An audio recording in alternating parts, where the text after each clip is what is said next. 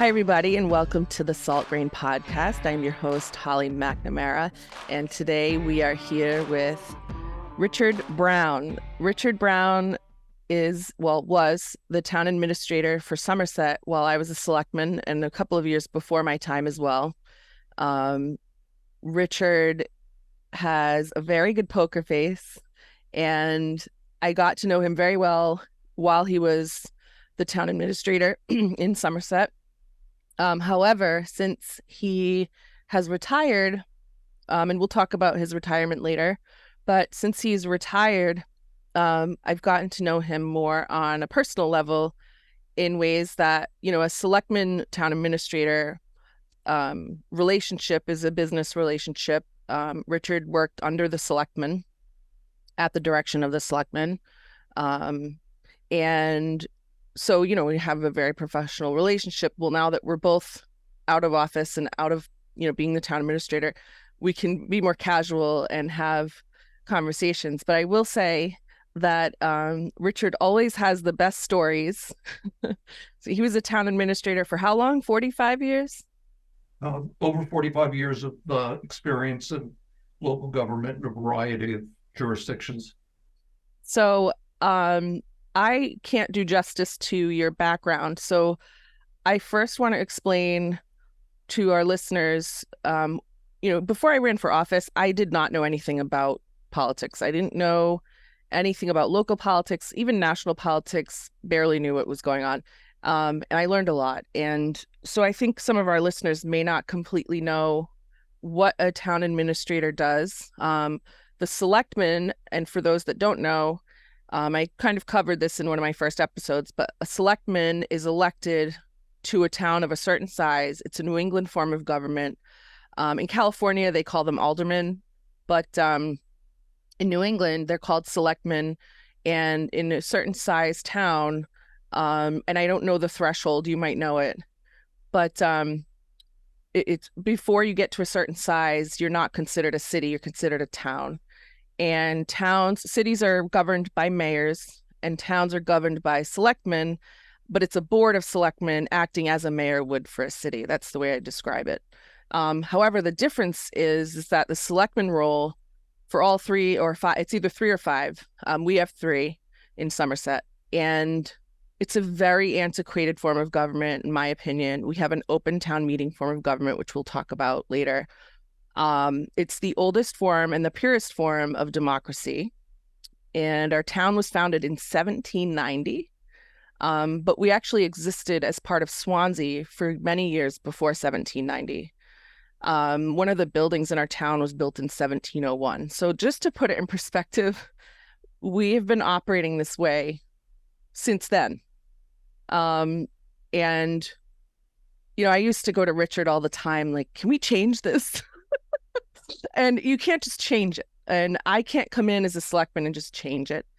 But either way, the selectmen govern the town as the governing body.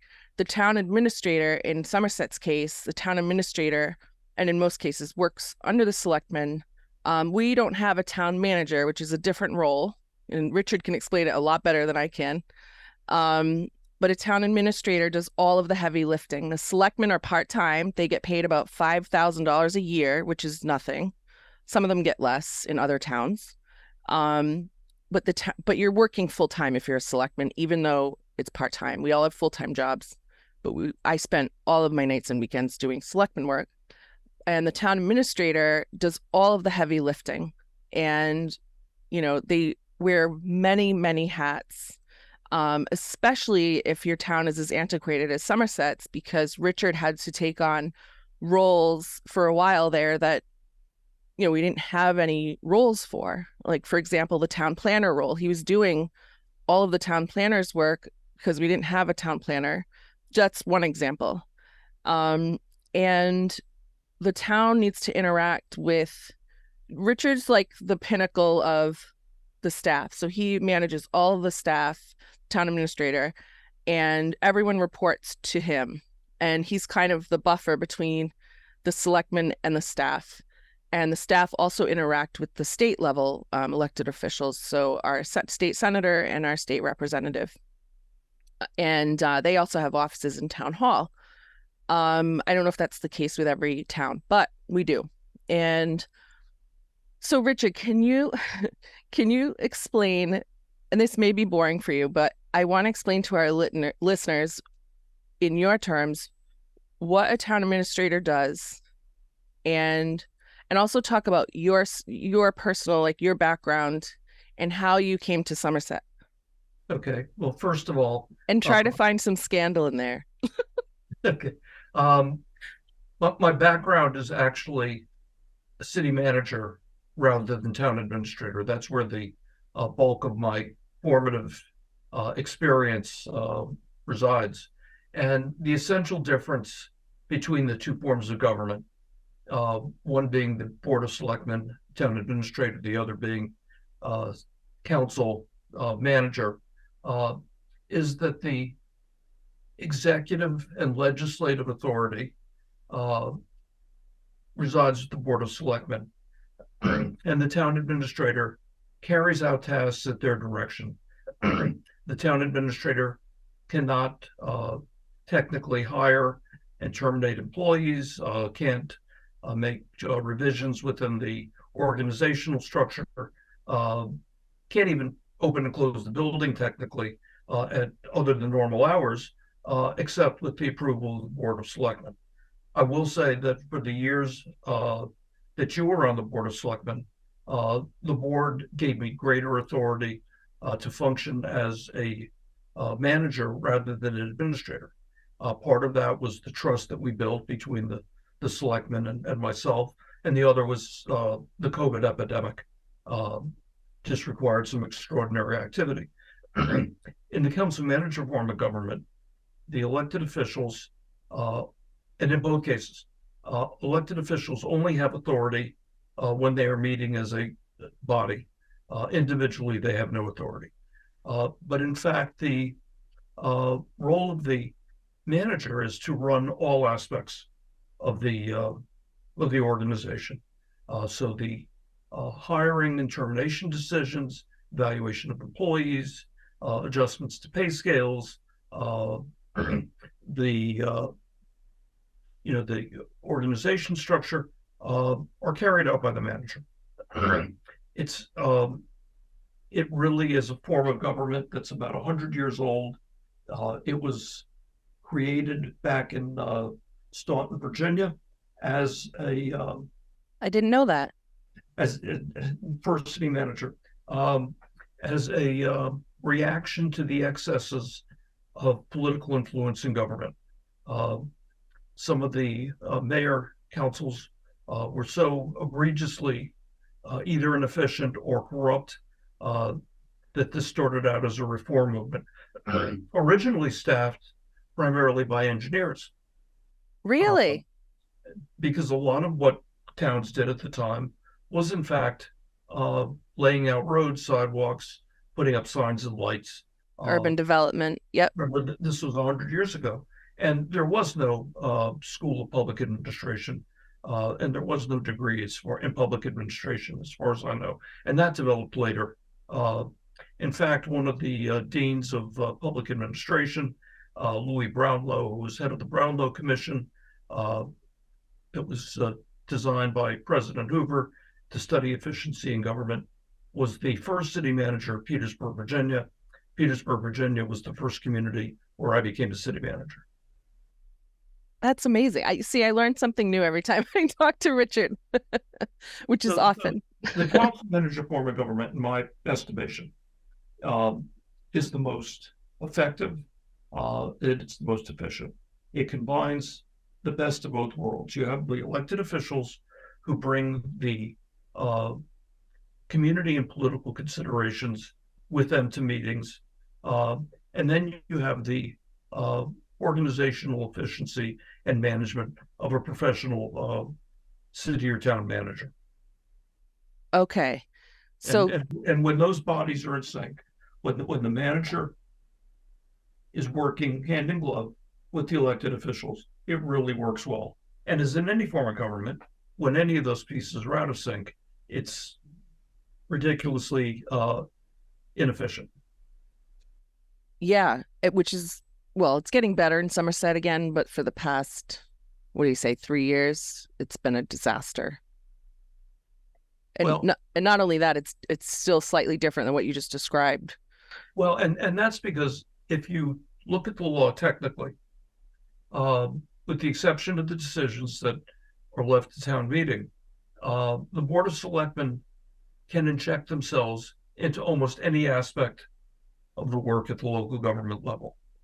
They are, in fact, the chief executive officers, uh, the manager, the administrators, and administrative officer.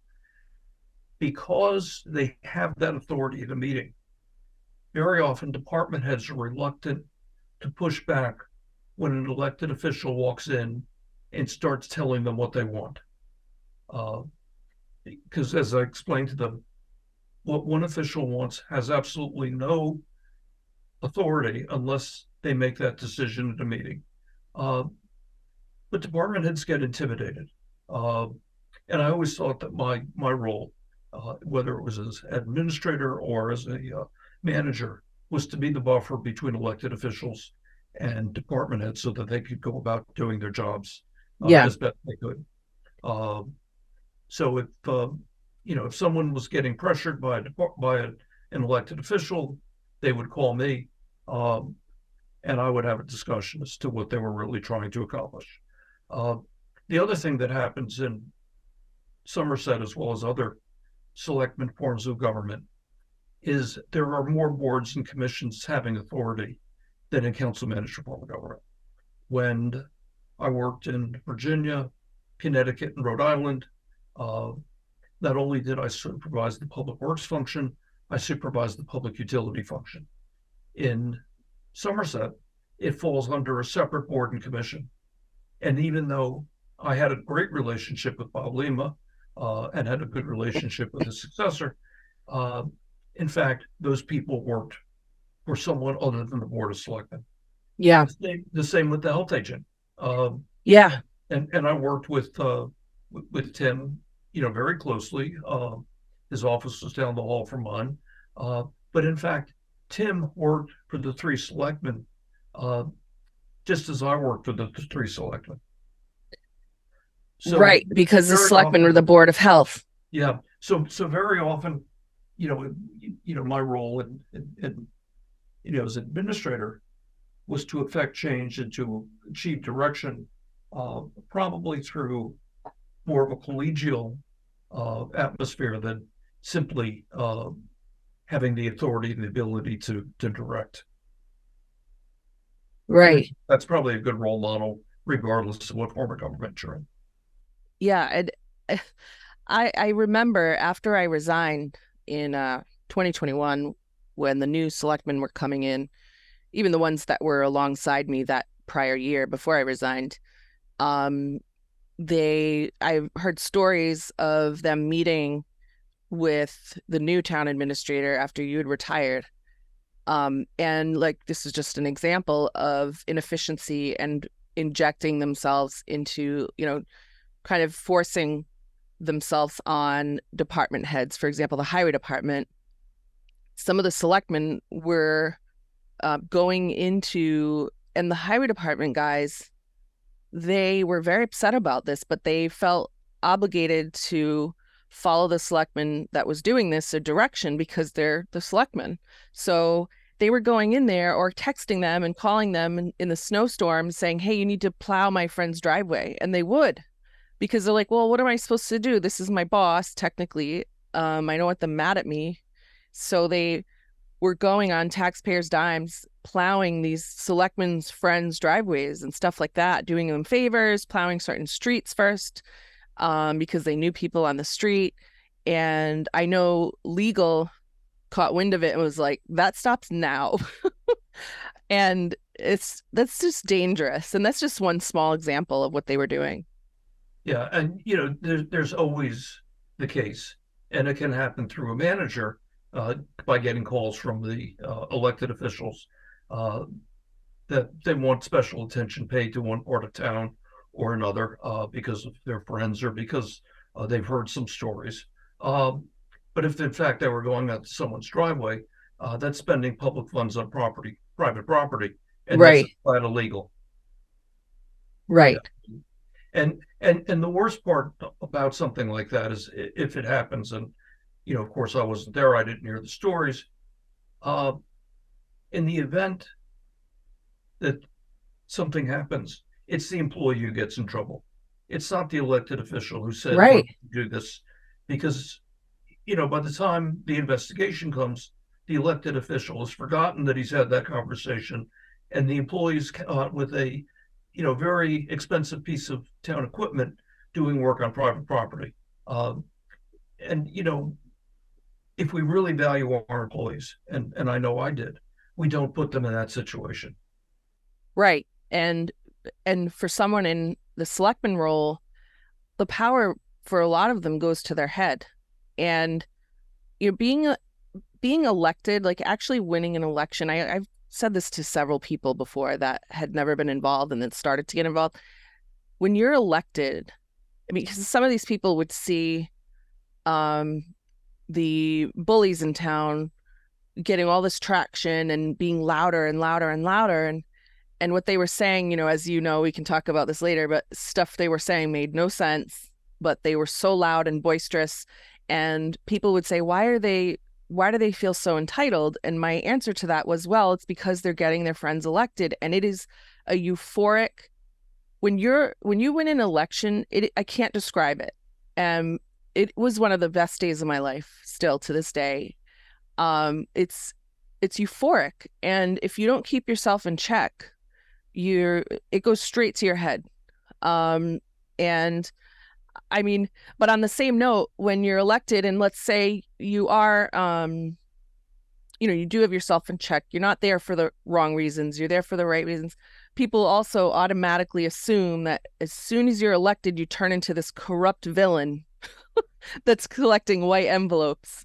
So people have this sense of power, and they'll go and ask the highway department to plow their friends' driveways. Another example of that was the marsh, and I kind of want to tell that story because I don't think there are a lot of people that I talk to, whether they're in town or not, that when I tell them stories, they're like, there's no way that's real. There's no way someone's that stupid.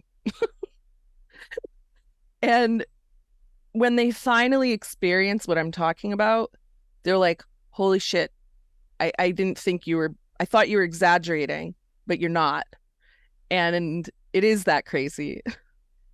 And like the marsh, for example, you weren't here and I Yeah. wasn't here. We were already out of office, and the new selectman and the new town administrator,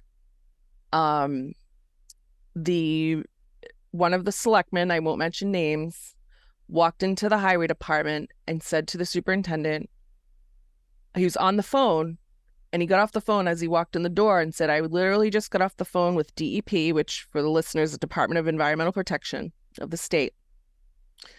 I just got off the phone with DEP, and they said, we have a verbal agreement to have ice skating on the marsh. Now, the backstory there is Somerset, when I was a child, the ice skating on the Somerset Marsh was the thing to do in the winter.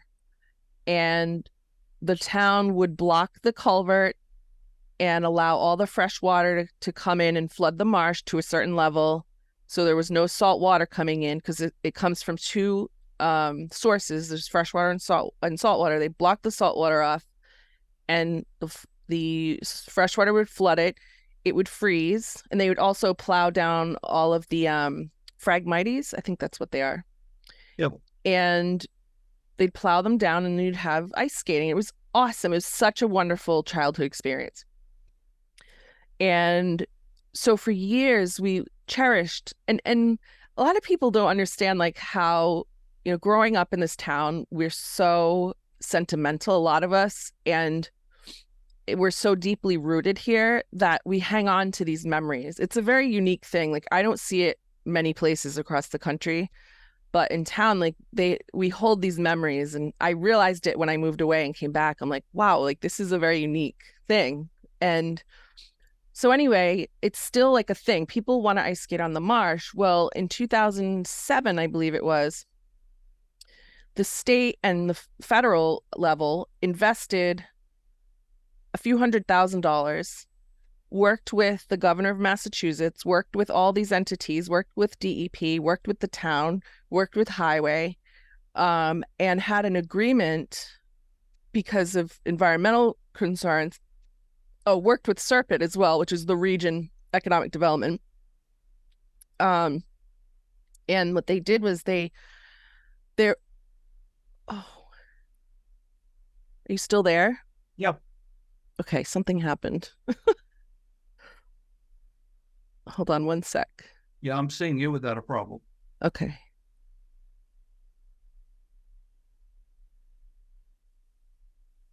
Um,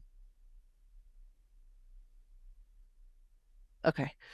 So they had this agreement that they had to the marsh became, and I can't speak to this technically very well, but the marsh was this protected area. They had issues with the culvert, and they had to redesign the culvert because I don't remember the reason, but there was a specific reason that it had to be rebuilt and redesigned.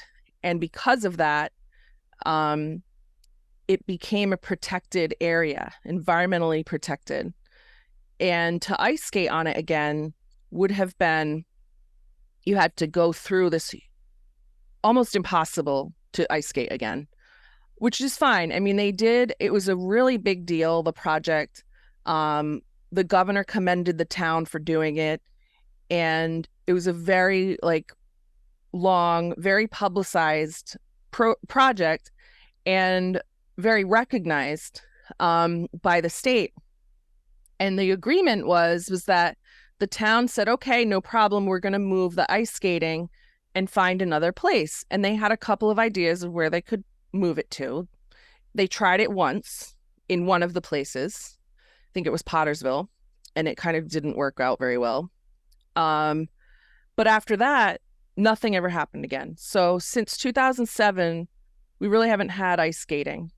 And in 2018, I think it was, when we hired our first full-time actual position for a town planner, she had been working for years in, with SERPIT and other organizations at the state level before she came to us. So she knew the whole backstory of the marsh. And she and I had a conversation. She said, at some point, I'm going to look into it to try to get ice skating back here, because she grew up here too. And she's like, it's really going to be hard, but I know the ropes. I was involved in this project, so I can see like what avenue we could go down to get skating again. I'm like, oh, that is so great. Well, as you know, she got bullied, harassed, and shoved out of town for other reasons by the same people that bullied, harassed me, and shoved me out of town.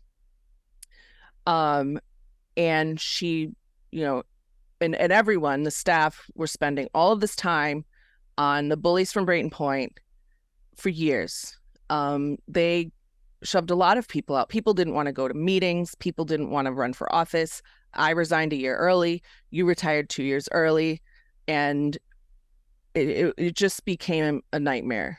Well, in the meantime, after everyone had left, I think half the staff had left in like a year and a half's time, or, the staff at town hall. I think there were 9 people I counted at one point. So anyway, so there were really barely any people with institutional knowledge left about this backstory of the marsh.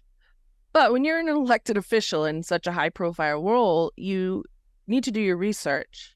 So at one point, one of the selectmen that is no longer in office, he was not reelected, decides to use the marsh as a talking point to pander to the voters and say, look at me, I'm going to get ice skating.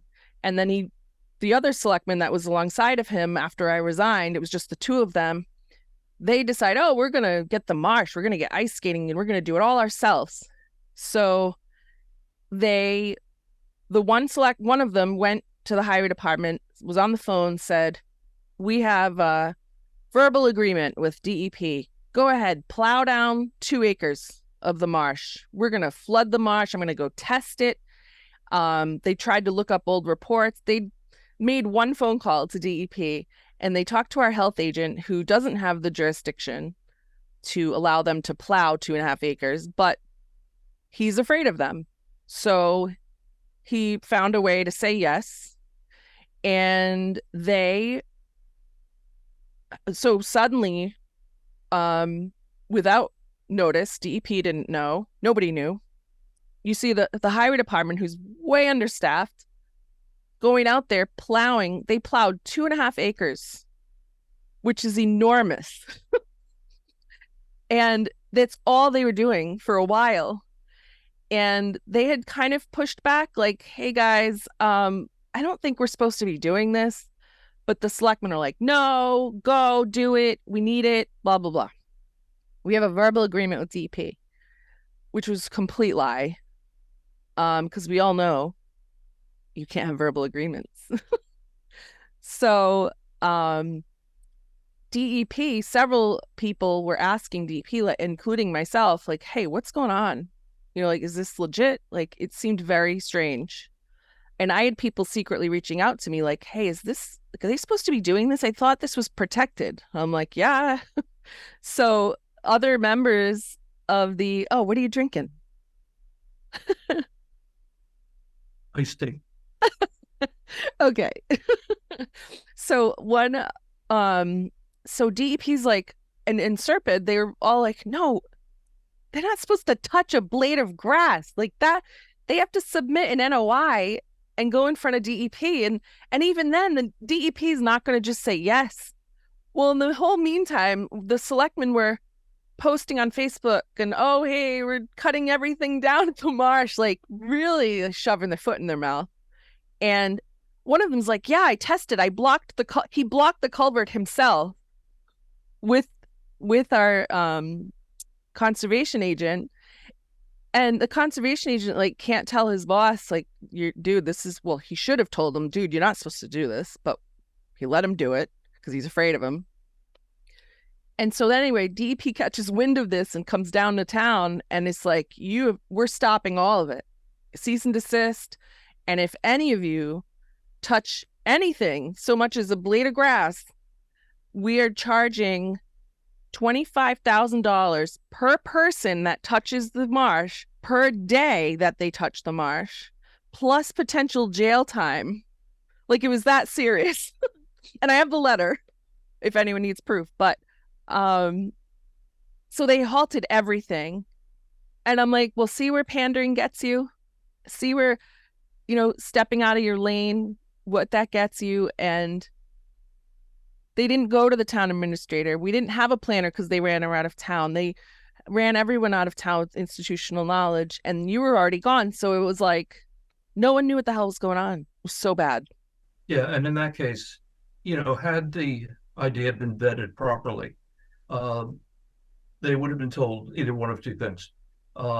It's not possible under the terms of the grant agreement that the town had for the installation of the improvements in the marsh area, or perhaps if they laid out the case for the return of skating properly, DEP could have said, "Listen, here's what your obligation is under the grant. But if we work together, we can figure out a way to meet your obligations. And then for, a few months in the wintertime, to create an environment that's suitable for skating." It was eminently feasible. And the way you do it is to go through the process. Right. And when you go through the process, you get the answers that you need. Maybe not the ones you want. And even if you go through the process and you get to the desired result, there still is ample opportunity for whoever wants to take credit to get up and say, "This originated with me." And the ego boost is still there. Yeah. What is not an ego boost is to engage in activity, spend resources, and then be told by a regulatory body that you can't do it. And by the way, if you continue, you might be paying a monetary fine and incurring jail time. Yeah. I mean, can you imagine if they get arrested? Yeah. They would have lost their mind. Probably happen, but DEP likes to threaten. Yeah. The threat was a good threat. Like it was a great threat that got him to stop. But I mean, it was unbelievable. But that's the kind of thing like that you were talking about is that these, if you're a power hungry selectman that wants to get reelected, you just do whatever you want and march right into the highway, plow my friend's drive, like throw their weight around. It's Yeah, dangerous. and I've seen that happen in council manager forms of government. The essential difference is that when the manager gets wind of it, he can go to the elected official and say, listen, you can't do that. And in fact, in some jurisdictions, there are, in fact, penalties that are in the charter if an elected official acts inappropriately. Really? Yep. So I was going to ask you that, like, how do you prevent that from happening aside from changing the government, I guess, getting a charter? Well, the way you would, if you're talking about council manager, you enforce the charter and you tell the official that he can't do it. This is why. And by the way, if you persist, I'm going to take action. I'll be meeting with the attorneys and, you might lose your seat on council. Is it worth it? Yeah. But I did have a case in another jurisdiction where a councilman was acting inappropriately, going behind counters, sort of looking through information in departments. My God. The building was controlled by staff. The elected officials only had access to the building when the building was open. They didn't have their own keys. One of my elected officials wanted to have his own key so he could meet with constituents if he wanted to at 3 a.m. I told him no. No way. He said, no, I'm going to get one. And I said, no, you're not. I had an executive session with my 5 elected officials, and they told him in no certain terms he was not getting a key. That was the end of the story. I did have another case where an elected official in one jurisdiction wanted someone appointed to a position. They couldn't get appointed to the position because they were a part-time employee and it was open to full-time employees and union members before we went outside. Oh, right. Yeah. He walks into my office a couple times, makes his position clear, and I'm sort of just humoring him. Finally, he comes in and says, I want that person appointed. End of story. It wasn't the end of the story. I went to the mayor at the time who was running the meetings, and I said, this is what my situation is. I'm not filling the position with his friend. And I will give you the chance to straighten this out before I go through the legal route. He had a meeting with his elected officials, and they determined that this one guy had exceeded his authority, and that was going to stop. Oh, good. And do they just reprimand? Like, how do they stop him? He just knows that he's not going to do it anymore. Okay. Now, I'll tell you that in some cases, you pay a price for that. When I was in East Providence, this is the town I was talking about, after I was there for 4 years, a completely new group of elected officials took over. No one who had hired me. They wanted to do things their own way. I was not trusted because of being hired by the former council and having strong support from some of those council members. They also knew what I would do if they acted inappropriately. Well, they had a solution to that. And that was the first order of business when they took over was to get rid of me. Oh, And you're shaking your head and you're saying that's horrible. But all of us who go in this business know that that's what can happen. yeah. It's And political. and if you take a principled stand and you lose your job, then you've done your job. Yeah. If you cave in order to keep your job, then you really don't have the job. Uh, Right. Someone else is running you. And if one person can run you, they can all run you, and it becomes just a miserable existence. Yeah, and that's what's happening to some, or what that's what happened before this last election to some staff. I'm sure you saw it happening firsthand with you know who. Well, there's several you know who's, but um, it's just I personally couldn't take it anymore Yeah, I mean, because my wife tells me that I'm emotionally clueless, so I probably just, um, as a nature of my personality, blocked a lot of it out and attributed it to, vocalizing wishes rather than direction. Um, but somebody else may have heard that and would have reacted completely differently. yeah, yeah, it's sad because it hinders all progress when that starts happening.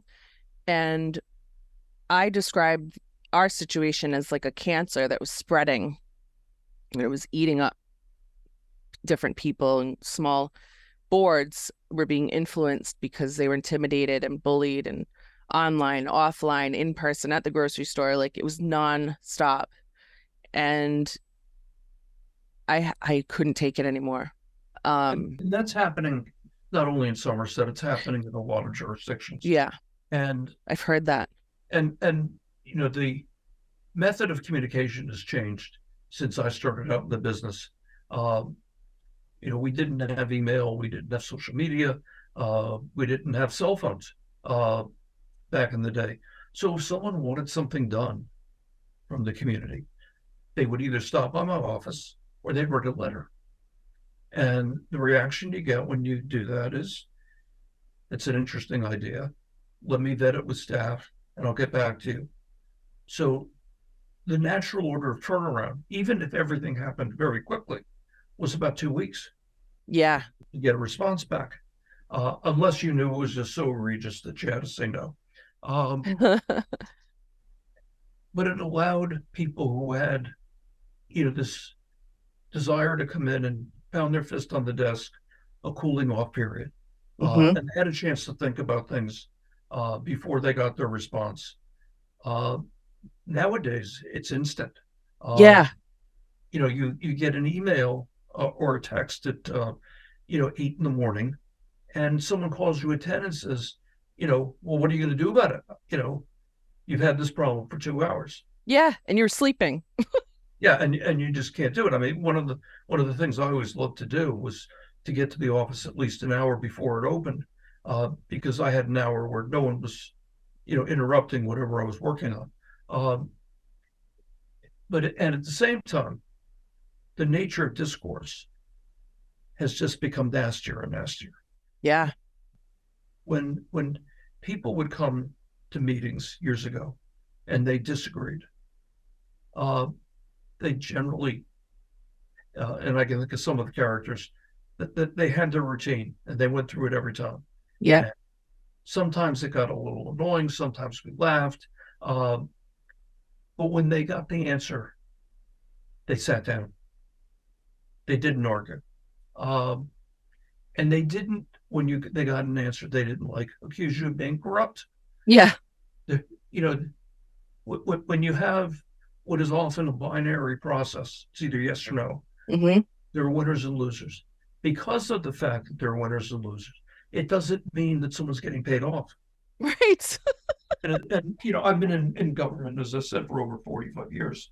I just have not seen people receiving cash, for services. Ever. No, I mean, I've been offered, de minimis gifts that were designed to influence me, and I've always said no. I'm not going to do that. Yeah. Uh, Even before I operated in communities that had a code of ethics, um, you know, you you can't be bought. But there are people who just don't believe it, and you see it. They just don't believe the results of the election. They don't believe Oh, whatever is happening, and and it's just pervaded the political discourse. yeah. Uh, one of the things I got involved in after retirement was something called Courageous Rhode Island, or Courageous Conversations in Rhode Island, and it was training designed to diffuse, uh, some of the worst rhetoric that we hear about, and it was pretty interesting. Oh, that's interesting. I would like to take that. Yeah, It's you have to move to Rhode Island. No, actually, we had participants from all over, and in fact, there was some international participation. oh I'll shoot wow. you an email when they start up something, but Yeah. it was good training. It also probably advised me uh, as to how we could have handled some of the problems that we had in our community a little bit better. Yeah. Uh, you know, I'm willing to admit that while I think what we did was right, Hmm. uh, and we did it based upon the best information we had, uh, that maybe I wasn't as artful as I should have been in conveying some of that. Yeah, and likewise, I mean, there's always a learning, something to learn from everything. But, like you said, we did the best that we thought we were doing at the time and with the tools that we had at the time. Um, and under the circumstances that we had, which were awful and Yeah, just grew worse and worse every single day. And you think, oh, there's no way it's going to continue, and it's still happening today. So, I felt like when I first ran in 2016, and of course that was the year of the national election. And I'm not going to blame Trump. I think social media in general has changed the whole landscape of politics. Now, I wasn't involved before that, but just looking and hearing and listening, like that's the vibe that I get. Even from 2016 until now, it's changed a lot. And I think more and more people are becoming more and more entitled and more vocal. People that were speaking up back then or weren't speaking up back then are now speaking up loudly. And I think it's just becoming commonplace for people to, I catch myself sometimes. You expect instant gratification. You're like, wait a second, you got to keep yourself in check. But some of these people don't have the brain capacity to do that. So, which is an awful thing to say, but I mean, some of them aren't educated and they don't think before they speak. Some of them are violent. And, I was assaulted after I resigned. Like they still hung on to, and they're still talking about me, hanging on to this hatred for someone, me, that they don't even know. And they use social media as a tool to project that and project an image of me that doesn't exist, that they come up with in their own mind. And they do it with everyone. It seems to be everywhere, and it's just getting worse and worse and worse. So now I'm wondering, like, it's kind of scary to me because small towns have, in my opinion, the short end of the stick to begin with, because you have limited resources depending on the size of your community. You have limited funding, and then especially in the open town form of government, I've never understood how, and not to give, there are intelligent voters, and not to talk badly about them, but generally speaking, when you have selectmen that are voted in to do a job, and the town administrator and the staff, but then everything you do, you have to run by the voters, it doesn't make sense to me. So you elected me to do this. So why do I have to go back to get a vote? It seems so inefficient to me. It's antiquated. Back when Somerset was founded, they would fine people for not going to town meeting. Now, for the listeners, town meeting, it's not a selectman meeting. So there are selectmen meetings every week, every other week, every month, with a board of selectmen meet. They handle their business on camera, and there's certain procedures legally that you need to follow. It has to be open. Literally, the door has to be open. It has to be posted the meeting 48 hours in advance, et cetera, et cetera. So the public can attend, but they're small meetings and they're regular meetings. Town meeting is, there's an annual town meeting where the whole town can go. Now, we're a town of 18,000 people. There's no way 18,000 people are fitting anywhere. There's no way 18,000 people are even going to bother attending anyway. And we get probably 100 to 400, maybe 500 on a good day, people at town meeting. And in town, there are like 14,000 registered voters, which is decent, but not all of them vote. Not even half of them vote. So at town meeting, you get this tiny little percentage, and you're voting on how we're spending money, what projects are moving forward, what land you're going to sell. And the folks that are speaking, they literally get up and speak. And all of these articles is what they're called on the town warrant. The warrant is the document that houses all of these articles that we're voting on at town meeting. You're voting on the general budget. You're voting on literally where this money is being spent. And some of these voters are completely uneducated, completely uninformed.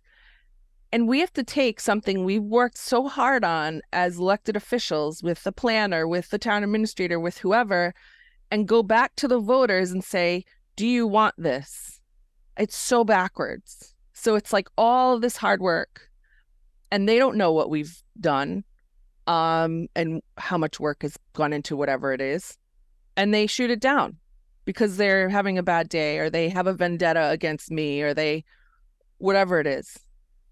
It's just so antiquated to me. And social media, going back to what we were saying, is that I think social media has made that so much worse, because leading up to town meeting, people spread rumors about what's going to be on the warrant. They twist the facts, and it gets all mucky before you go into I hate it.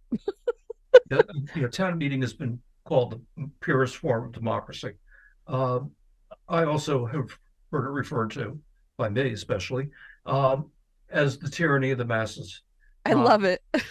It is. And it can be. Yeah. And everybody says, well, we need more participation at town meeting. You can't. But if you got 1,000 people at town meeting, you wouldn't know what to do. And it would go all night. Well, you would go several nights, and there are communities that actually budget 3 or 4 nights for town meeting. Oh, no way. But we also share facilities with the regional high school. Right. So we're very lucky to get a date that we can have town meeting. Yeah, to begin with. Yeah. And I don't think that school board and that school administration would be happy keeping the Performing Arts Center uncommitted for 4 or 5 nights, especially during the times when we have those meetings, because they're either during holiday times when there's shows, or later as you approach graduation. Steve Monis tried to get interest in a charter revision committee. Yep. Nobody in the community who wanted to do it. If you didn't want to get away from completely away from town meeting, representative town meeting is an alternative. That's where you elect town meeting members, and there's a certain number of them, and I don't know what they would be in Somerset's case, and they meet regularly, and they ultimately vote on the articles. And there's continuity. What happens in representative town meeting, in full town meeting, is the people who have an interest in the articles show up. Right. So there isn't consistency in who is ever judging them. Right. And the other alternative, and one that Steve and I discussed, in which I hear some few people having an interest in, but very often there's just a fear of going to a selectman manager form of government. where the selectmen is limited strictly to policy, where they have no executive authority, and that they hire a town manager to run the day-to-day operations. Kind of like a mayor would. Different than a mayor, Okay.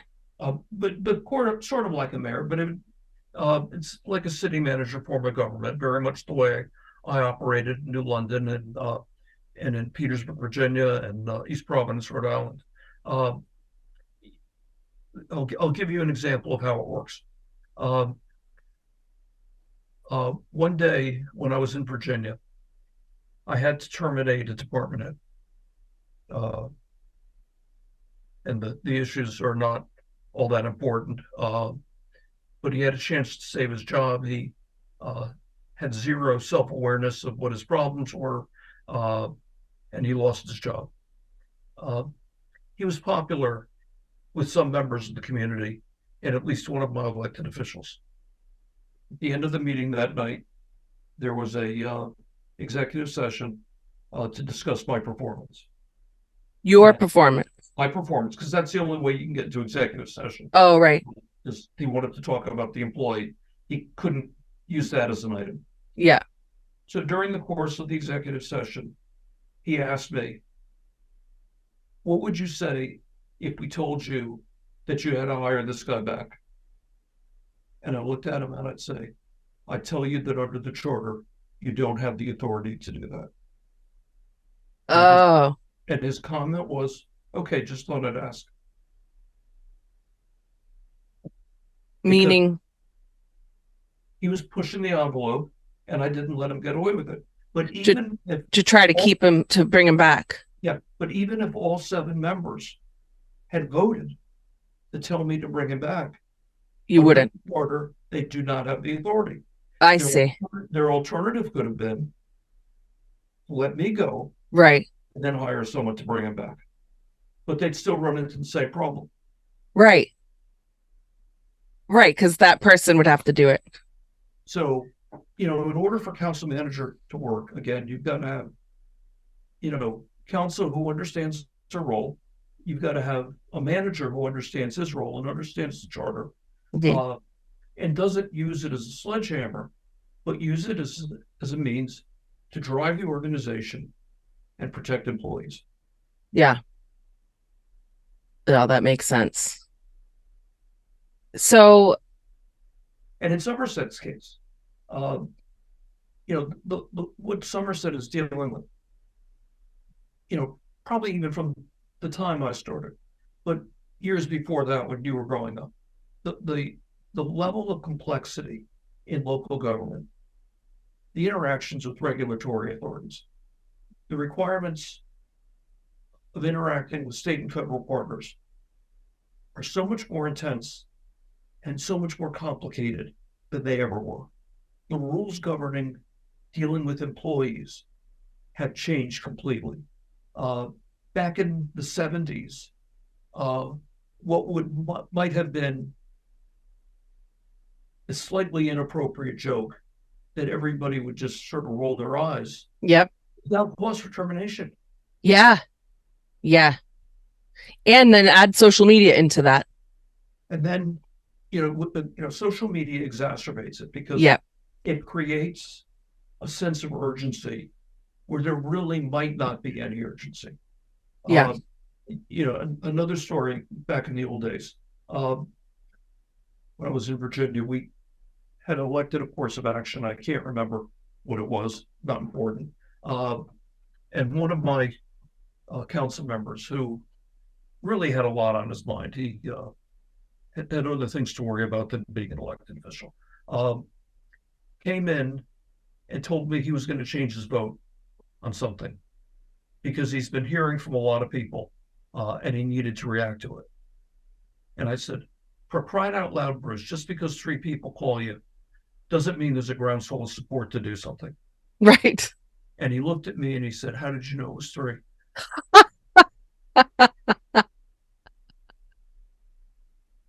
And the answer is because I know the community, and that's all it would have taken in this case. See, now I have to tell the listeners that's why Richard is so good at his job. because you can't read him and he knows.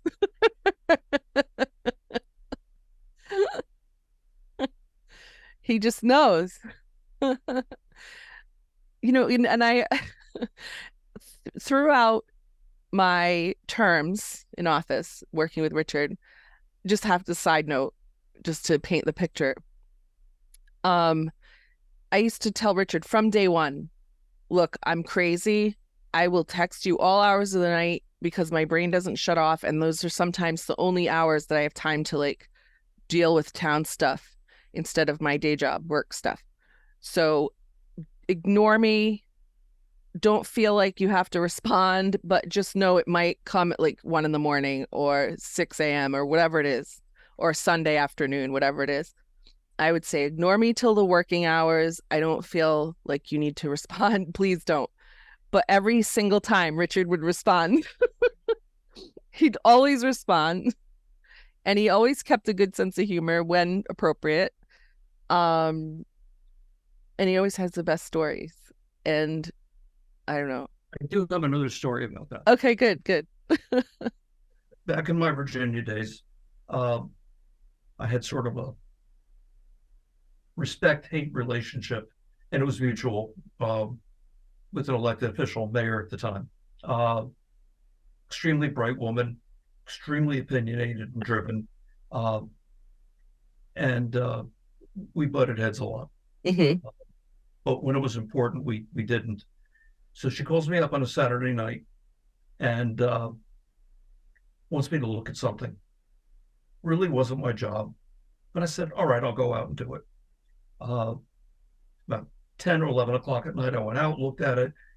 I got it resolved. I ran into some police officers, drove around with them for a few hours, had breakfast with them at about 3 a.m. And on my way home, I said, I didn't get back to the mayor. So I called her at about 3:30 or 4 a.m. I had a cell phone then, and said, I just wanted to let you know, I went out and looked at your problem and it's been resolved. And she had to pretend that I didn't wake her up. But she never called me at night anymore. You did what she asked. Exactly. And you had a sense of urgency. You called immediately. Whatever time it was, didn't matter. Nope. That's what I'm talking about. Oh my God. Now, so I wanted to ask you to tell a story about, so quick backstory. Somerset, as most people know, has for a long time had 2 power plants, coal power plants that have been operating since the 50s. One of them since the 20s. And those coal plants are now known across the nation. They're, clearly inactive anymore, and they're owned by different owners. But they've been a very controversial topic in our town for a very long time, especially now. And for a long time, there were days where I'm like, Richard, can we just take them by eminent domain? And I would beg Richard, be like, can we just take the land? Can we just take it over and just make money and do for the town, do something with it?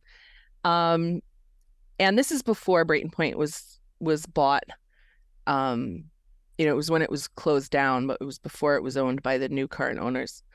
And Richard would say, no, it's too much. And I didn't know anything about taking by eminent domain, but you've done that. You've gone through a massive eminent domain process in Connecticut, right? It was New London, Connecticut. Yeah. So can you talk a little bit about that and the craziness behind it, what you had to deal with? Yeah, the case that finally decided this was called Kilo versus New London. The backstory is we had an area of town that was, in essence, a pretty close-lit neighborhood, but probably would have qualified as slum and blight. Through a number of lucky instances, Pfizer decided to locate their global research headquarters in New London, adjacent to this area. It was also adjacent to a wastewater treatment plant. Um, Pfizer had a major campus across the river. And I think it was actually tougher to get into Pfizer facilities than it was to get into the subbase. Wow. They were that much controlled. Um, but the people in Pfizer who were making what was in essence a $700 million investment didn't want to locate their campus in an area that looked like that. There was a junkyard nearby. There was some residential properties, a wastewater treatment plant. So we did a couple of things. We got the junkyard closed down and relocated. We brought in essence, new management. We subcontracted operations to run our water and wastewater operations and bring the plant under control. And the other is we worked with the state to do a municipal development plan on the properties that were adjacent to all this Fort Trumbull neighborhood, because we thought it would be a good impetus for development. And the area, in order to really survive, needed road improvements, drainage improvements. There was certainly a major justification for taking and a public improvement project. We went through all of the steps that involved. We got into major fights with the neighbors. We got called names. They painted buildings with things that were less than charitable on them. I had one of our colorful residents decided he was going to protest by dumping chicken manure down our elevator shaft in City Hall. Oh my God. Ultimately, this went to the Supreme Court, and we prevailed. Interesting, I was in Washington with the Supreme Court case, coming back from dinner with my old college roommate, and I hear some people banging on the window of a bar that I'm walking by. So I figure it's So you're outside. Yeah, I'm outside. Okay. It's part of the group that I'm with, and I'll go in and say hello to them. Turns out to be the plaintiffs. And they were very friendly, offered me a drink. Thank God I said no, because there was a local newspaper reporter, photographer right there. Oh, yeah. That would have looked terrible, the optics. He's getting white envelopes. And I guess where I'm kind of going with this is, in spite of how bad this was, I could joke with those people. I'm sitting at the airport waiting to go down there next to the person who threw the chicken manure elevator shaft.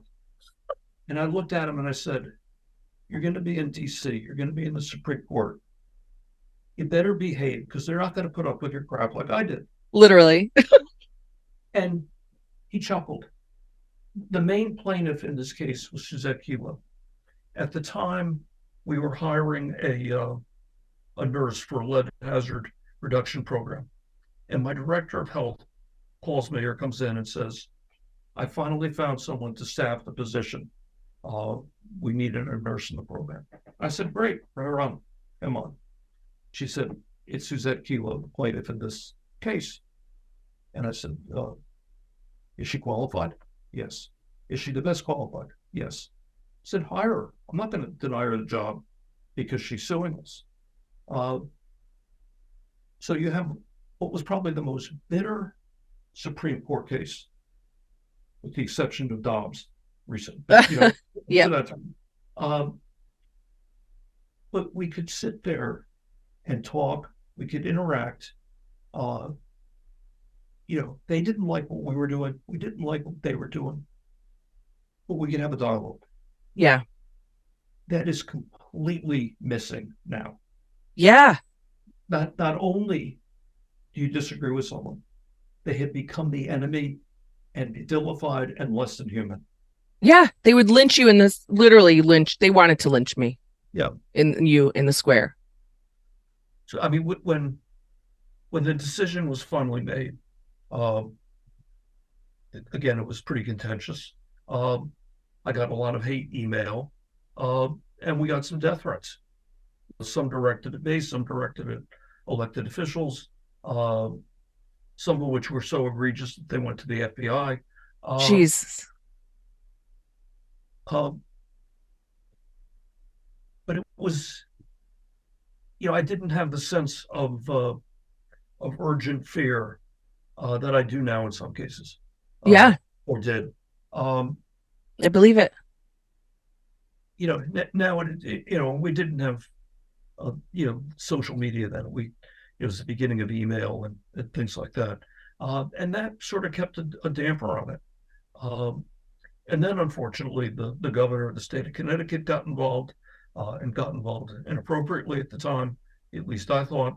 Oh, So the result was the project got delayed and delayed, and it's really not until now that things are starting to happen on that property, which yes. is So, which is another problem in working in local government. and Uh, eminent domain. well, no, not with eminent domain, but just uh, timing.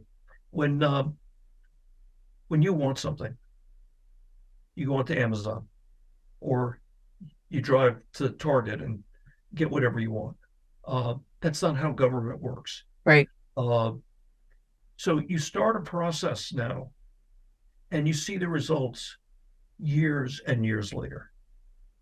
And the public is convinced you're not doing anything Right. because they're not seeing buildings go up or deals being made. Mm-hmm. But things are happening. And you can't talk about the minutia of it. You Uh, can't. and in fact, if you did, the developers would be scared away. Uh, but there is a long involved process that goes on. And in fact, in Somerset, it's even worse because once you identify a piece of property as being good for development, you've got to have it declared surplus. And you can't At talk town about meeting. at town meeting, you can't talk about what the end use is going to be, and you've got to go out for proposals or for invitation to bid. Yeah. Right. I'll never forget. So two things to talk about from coming from that. Eminent domain. And well, wait, before I get into it, how many years was that? So when you started that eminent domain process until now, how many years has it been? See, I left Connecticut in 2006. Okay. So it started a couple of years before that. Yeah. Just short of 20 years. Yeah. Yeah. And that's what I didn't understand. I mean, I knew things, there were procedures and time and whatever, but I didn't realize that it would take that long. And so you had to explain that to me. And so many people still ask me, why can't we take Montauk by eminent domain? And I'm like, you got to ask Richard. Well, we took it a lot quicker than that, but in terms of it being developed, Right. it's taken all of that time. The other thing that happens very often is that the market changes. Yeah. So assume, we had the money to take Brayton Point and operate it as a coal plant. Mm-hmm. The market for coal-fired power changed dramatically a couple of years after, we had that in discussion. Yeah. So we would have lost a lot of money just because we couldn't bid in on at the price points to sell power as a result of generating through coal. Yeah. This became prohibitively expensive. When we built the global research headquarters for Pfizer, they got a 5-year tax deal from the city. They got another 5 years from the state for 10 years. A couple of us, a good friend of mine who's since passed away, who was heading economic development in southeastern Connecticut, and I said, everyone said this is going to be the be all and end all of Mid London. It's going to save us. No one's going to walk away from $700 million development. They had 10 years. After about 7 years, they closed it down. And when you deal with a company like Pfizer, $700 million is like the change that I lose in my couch when I sit down on it. Yeah. Right. So they just write it off. Yeah. Yeah. Years of being vacant, It was sold at a loss. Electric Boat has moved in. Electric Boat is building up their presence in New London. Ultimately, Oh, ultimately, it's helping New London because of the buildup in uh, electric boat activity, bringing in a lot of young engineers, especially. Uh, there's a demand for housing uh, in New London that wasn't there when we were doing this project. Uh, Again, the market changed completely from the time we did the municipal development plan yeah. happening today. Yeah. Yeah. And, And that's so frustrating. and government has got to be flexible enough and agile enough to deal with that. They can't have to go back to their governing body, which is town meeting, Mhm. every single time there's a change in circumstance. Which, let me ask you this. So if that happened in Somerset, that's what we would have to do, right? Let's go back Uh, to town it, meeting. well, you would probably have to go back. Uh, well, I don't know. It depends on how you sold the property. Yeah. But again, it's not as agile in terms of how you deal with uh, various changes in circumstances. In New London's case, it was easy enough. They went to planning, they went to zoning, they made the changes they needed in the governing document, which was the municipal development plan. Okay.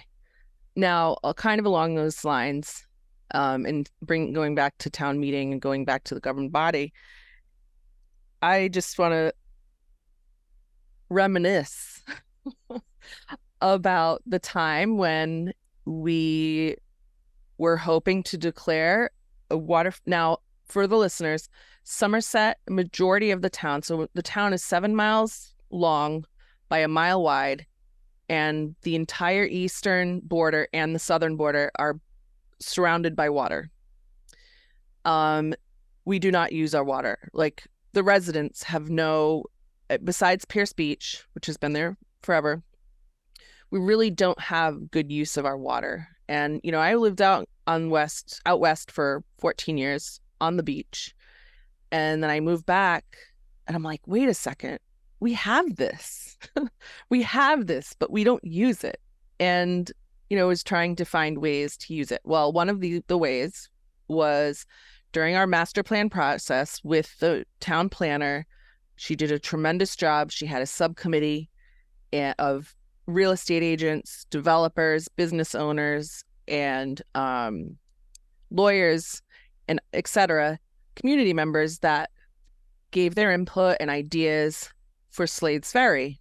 And that's an area, a district in our community that was very vibrant at one point, and now it's very it's almost desolate. It's I mean, there's activity, but it's not what it used to be because the bridge has now moved up north, a few hundred, I don't know, a quarter of a mile. So the bridge that used to come into Slate's Ferry no longer is in operation. And so the traffic goes the other direction and misses Slate's Ferry. So it's like a lifeline, that bridge was. And so anyway, a piece of the land adjacent to Slate's Ferry on the water was appraised at $1 million, I believe. And the plan with our town planner and her subcommittee was to, and our whole master plan with our support, was to go out to RFP and bring in there was some interest. But of course, before you put for example, you put your house on the market, before you put your house on the market, you don't know who's going to buy it until they buy it. So we had some interest, as you remember, interest in the land to build, to buy the land and to build like a brewery, restaurant type place with walking paths and boat access, like the Cove and Fall River. And we would have utilized the waterfront. But of course, we had a whole presentation that she did, showing the, the walking paths and where it would go and what kind of a rendition of what it would look like. And we, of course, had to declare the land surplus and go to town meeting and get the voters to vote 2/3, not even a simple majority, which is 2/3 for our listeners. It's very hard. especially when you have that small amount of people with special interest groups attending town meeting. We had to take that to town meeting, put it in an article on the warrant, and say, hey, uninformed voters, hey, haters, do you want this to be sold? $1 million, restaurant, waterfront, all this stuff. Do you want us to develop this and sell it and bring this to the community? And they, of course, the haters in the group, there were some, good people there, but not enough. And the haters in the group hated that I was presenting it, had the vendetta against the town planner because of other things due to Brayton Point and the power plant that had nothing to do with this. And they jeered and they heckled in the audience. And another person got up and did a whole 2-page single-spaced speech about why she needed parking for her 6 days a year for her event that we let her graciously use.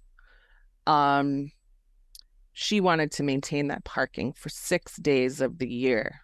So she convinced the haters that were jeering to band together and vote it down. So they did.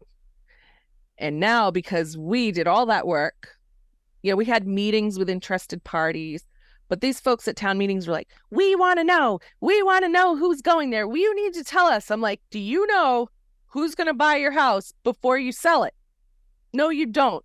So I'm not telling you these interested parties because that jeopardizes the deal and jeopardizes their position because we don't know if they're actually going to follow through. And by the time it goes on out for sale, it's out for bid. And that is a public process. So you can see who's interested once this goes up for sale. But you have to vote it to be surplus before it goes up for sale. So all this, obviously. So, but I'm just for the listeners describing, that's what town meeting is like. We did all of this work for probably a good year. And, I went to just show support behind you, behind our town planner, behind that subcommittee to show like, hey, interested parties, like this, we're pushing for this. We're going to push it to make it succeed. We really need this in the community for Slade's Ferry because it's we need more blood in the area. That would be perfect. We utilize the waterfront. This is phenomenal. Like there's no way this could get voted down, but it did. And it never got put up as surplus and it never got sold. So we have nothing. It's an open grass lot for that person's parking 6 days of the year. And that's one of the problems with town meeting. Yes. It's easily influenced by personalities, and it can be hijacked by a small group of people. Is sort of a different take on a story is in another jurisdiction, I made a recommendation about changing the location of an employee. This was an employee whose primary activity was organizing trips for seniors. And she was in the recreation department. And she was very comfortable there. Her friends were there. She'd been working there for a while. My recommendation, Slate reorganization, is that she would become part of the senior center. Yeah, that makes sense. 100 people showed up at the public meeting to protest. Oh, not all of them. This was the hearing on the budget. Not all of them spoke, but there was certainly no question as to why they were there. My elected officials thought it was a good idea, and they weren't going to be dissuaded from implementing a good idea simply because some friends didn't like the way she was going to be portrayed in the organization chart.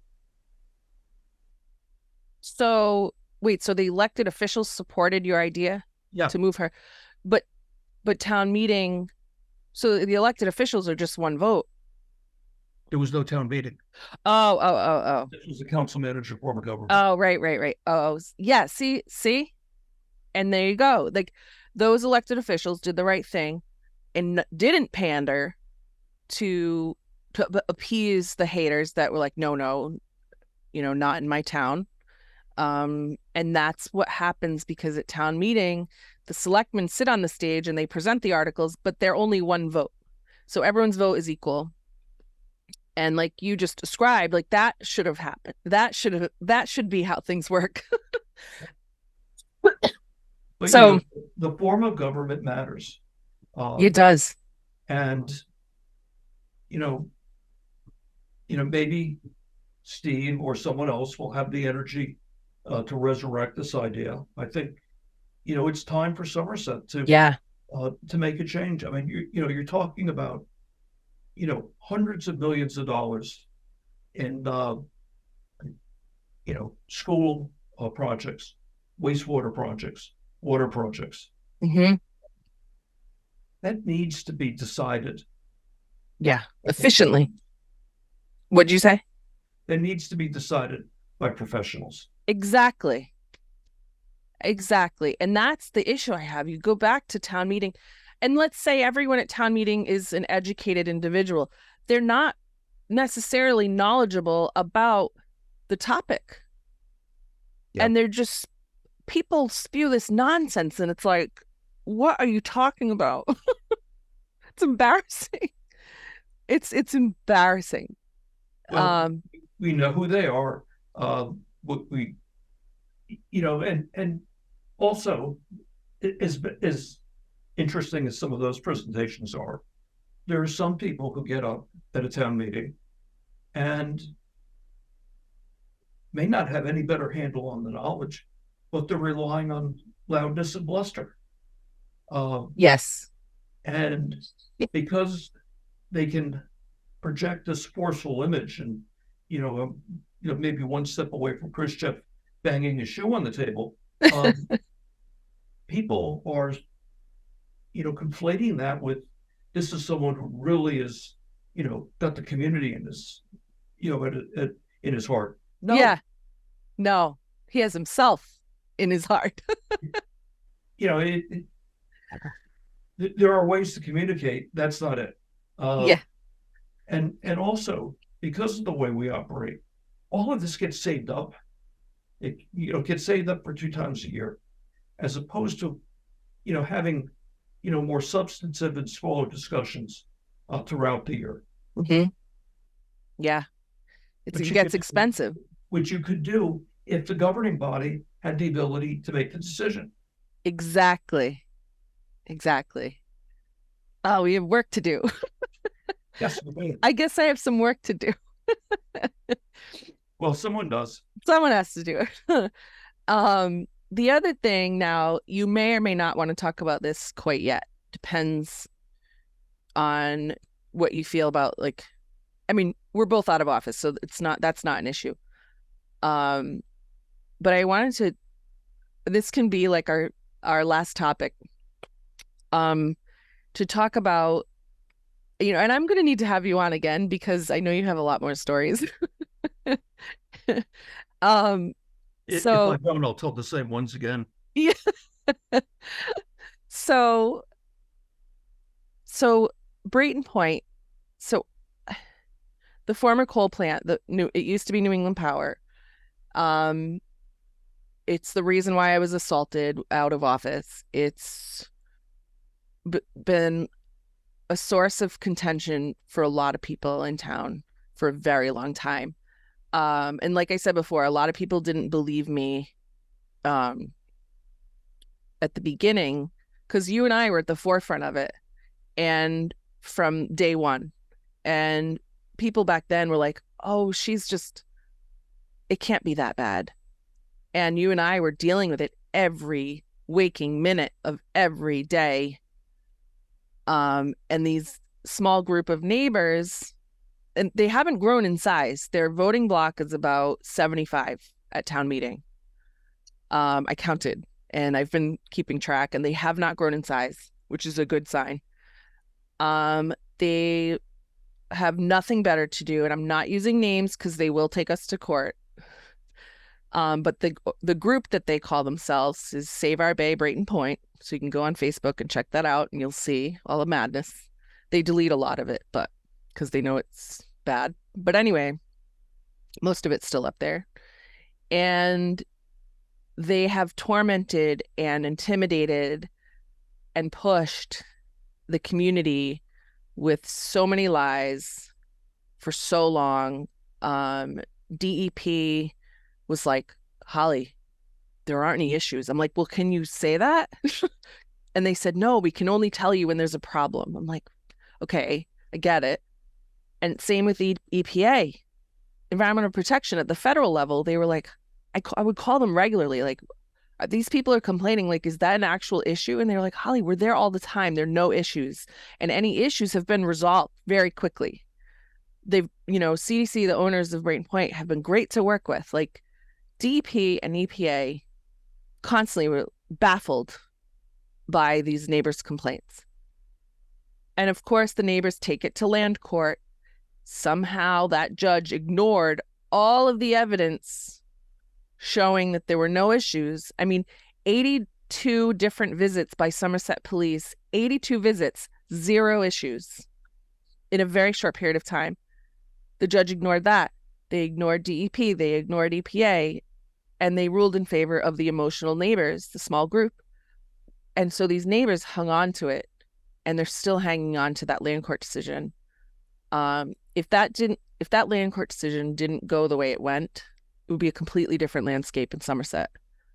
That was a huge slap in the face to all of us. I think it's politically motivated.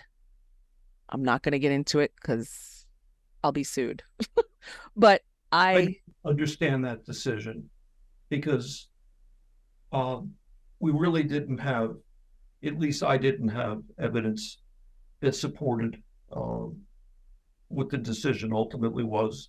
The right. same group that came in essence, never really completed the work that they were contracted to. They came up with some elevated readings, but they never tied it directly to Brayton Point. Right. Whenever there were complaints and we talked to DEP, they said everything is fine. Right. When the pressure got tough, they sort of folded. The neighbors were complaining about noise. Any of us who went down there when the activity was going on did not hear the noise. And I recognized. I actually measured it myself with a decibel level reader. But my hearing is not great. Now we're hearing aids. So, I was not a good judge of that. But even turning my hearing aids up, I was not hearing the noise. But what I do know is that, and this is part of what happened with our eminent domain case in New London. In New London, we had a piece of property that was not great. It was next to the sewage treatment plant, but it was waterfront, by the way. And once the development work got underway, all of a sudden, everyone saw the potential of this being a wonderful waterfront community. In Brayton Point, you had a neighborhood that was impacted by the operations of a 1,200, 1,500 megawatt coal-fired power plant. It was not the greatest. They were fine with it then. Yeah, but there were issues. You knew you were living in an area that was impacted. It's sort of like moving next to a train station, airport. Then when the plant closes down and it gets demolished, and you're looking at all of that property with the potential, if you can keep that land undeveloped, of being adjacent to a 300-acre green open space. And what it always seemed to me is the people who were living in that neighborhood came up with this great plan to have the town of Somerset subsidize a quality of life that they didn't have before the plant was exactly. And we can't subsidize their waterfront property. And for the rest of the neighbors, because there's only a small group of neighbors that were like that, the rest of the neighbors didn't agree. The rest of the neighbors want the development. And they were so intimidated. What's that? They got bullied. They got so into, they are still bullied to this day. I'm friendly with some of them, and they are so sick to their stomachs. They don't even like going home. It's that bad. They get yelled at out of the cars driving by. They get bad looks. They just get bullied. They get screamed at. I don't know. Um, it's bad. But we come back to what I've said when I've worked with you and when we talked after I worked with you. Um, you and I could talk about this and we're not going to solve the problem. Right. The only thing that is going to solve this problem is the rest of the town recognizing that their ability to fund enhanced services, their ability to fund that wastewater project, their ability to fund school improvements is dependent upon increased tax revenue. And the only way you're going to increase tax revenue is not going to be through infill housing development. It's not Right. going to be through, a couple more stores opening up. It is going to be through a major redevelopment of the Brayton Point area. Right. When Brayton Point was operating at full steam, it was paying about 30%, maybe more, of our local, general fund revenues, Which is a lot. and it'll never probably throw off the same type of revenue. But in order to maintain services and to stabilize and ultimately reduce taxes, Brayton Point has got to be developed. It does. And you can't simply say, if you live out there and pay lip service to saying, well, we're in favor of development, you can't accuse us of not. But by the way, we oppose any project that happens. Yeah, any project. So they're so bitter that they oppose everything in town. They opposed that waterfront brewery that I was talking about earlier. They opposed so many other things that would have been good for the town. And it's been so exhausting for the past 4 to 5 years because of them. Even now, like, I stay involved. I promised to stay involved when I resigned, and I have stayed involved. But they don't understand. Like, they're not educated, the small group of people, but they have tormented and bullied so many people that people just say, all right, I give up. But now finally, like you said, for so long, people were like, oh, Holly, just handle it. Like, we don't pay attention. We know you're getting attacked. But they would think, oh, she's making a big deal. It can't be that. Well, now they finally realize that I've been speaking up for so long that they finally realize that this is reality. And we almost lost the golden egg. We almost lost it. And our state rep was also thinking it wasn't as bad as I thought, that I was saying. So many people were enabling these small group of neighbors to do it and to intimidate the rest of the town. Like, voters didn't want to come to town meetings because they didn't want to sit with them. So the silence was enabling this and enabling the demise of our community and pushing out developments. There was a developer that was coming into Brayton Point to take up, it was going to bring in $1 million of revenue a year, which is decent. And it supplements the other companies, the large companies that are coming in, like Prysmian and South Coast Wind. This other company, I won't say who they are, we're going to bring in $1 million a year. They saw what was going on with this small group of neighbors bullying the planning board, the zoning board, and they were like, forget it, we're out. We're not dealing with these boards because these boards are pandering to these bullies. And we're not going through it. Yeah, and I know this is our last question, and I need to go, but I did hear the comment that Prysmian didn't have any choice; they had to be in Somerset. I can tell you that I worked with the state before Prysmian came in, working with a company that was not named at the time, but ultimately was Prysmian, and I can tell you they had other choices. They did. They were not calling a bluff. They were ready to leave. And in fact, based upon the discussions that I had with the state official as well as the site selection consultant, what they were being offered from other locations was far more than they were asking from Somerset. An actual red carpet being rolled out in other locations. And instead, Somerset allowed this small group of people, Save Our Bay Brayton Point, to take control of everything. and put up roadblocks. Like, what? That has to stop. And exactly, like you said, at town meeting, people are like, oh, Prismian, because we had to approve the TIF, whole other story, but it did get approved, thank God. But people were like, they're not leaving. These people are so uneducated. They've never managed multi-million-dollar companies before. They don't know what the fuck they're talking about. They can't even manage their life. And they think they know what Prismian is up to. Like, I'm sorry, no.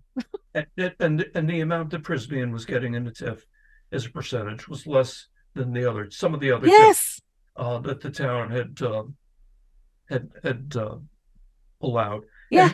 And one of the differences, Somerset's a small town, and small towns are xenophobic. They don't like foreigners. The other TIFs like Horner and the Boatworks and some of the others, those were local people. Everybody knew them, so they could be comfortable with that. Yeah.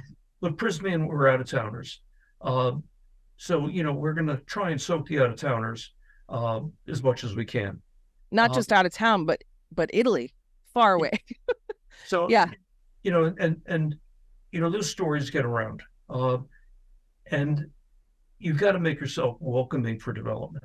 And if people are going to think there's a fight every time they want to come in, they're not going to knock on your door.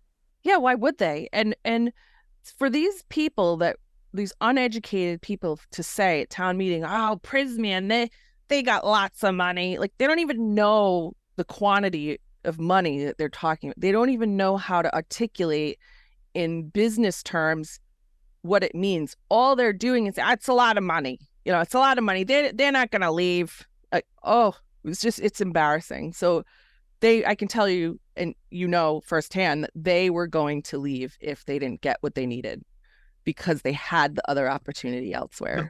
So thank God people are finally woken up and going to town meeting and voting and keeping informed. It's hard, though. It's really hard. Yeah, it's hard. Yeah. So I commend the people that have stepped up, and I'm not going to shut up, certainly. So people finally understand why, and that's good. It's it's not my responsibility anymore, but I still have an interest. Yeah. My goal in any job I've had is hopefully leave the organization in better shape when I left than when I walked in. So as a former town administrator, I only want to see good things happen in Somerset, and I'm rooting for Somerset, and I'm hoping to applaud their successes. I'm very grateful that you stay up on things, because I kind of slip away and stop paying attention at times, and you keep me more in the loop than I keep myself in the loop. So we talk almost daily, and it's awesome. It's great because we can still talk about it, stay involved, but we're not in it like we used to be, and it's not as stressful. Thank God. So thank you so much, Richard, for your time and your stories. And I'm going to have you on again at some point because there's so much more. All right. Sounds good. All right. Thanks, Richard. Bye-bye. Have a good night.